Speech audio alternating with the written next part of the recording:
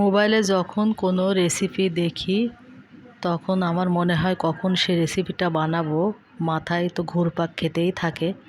আসসালামু আলাইকুম। আজকে আমি বানাবো রুটি দিয়ে পাস্তা।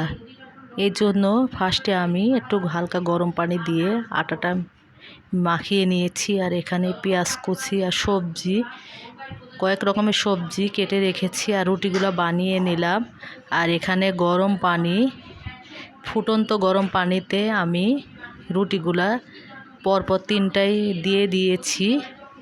রুটিটা ফুটলে উঠিয়ে আমি ঠান্ডা পানি দিয়ে শীতল করে নিয়ে পেঁচিয়ে রেখে আমি চিকন চিকন করে চাকু দিয়ে কেটে নিয়েছি, দেখেন পাস্তা আকারে। আর এখানে তেলের উপরে পেঁয়াজ মরিচ দিয়েছি। আর আমার বাচ্চা পেঁয়াজ অপছন্দ করে, বেছে বেছে ফেলে দেয়, এই জন্য পেঁয়াজটা আমি কম দিয়েছি, আপনারা পেঁয়াজটা বাড়িয়ে দিতে পারেন।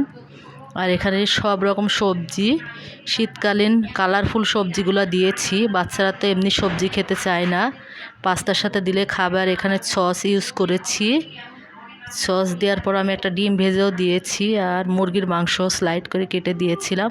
আর এই তো আমাদের হয়ে গেল পাস্তা। অনেক লোভনীয় খাবার, খুবই টেস্টি, আপনারা ট্রাই করে দেখতে পারেন।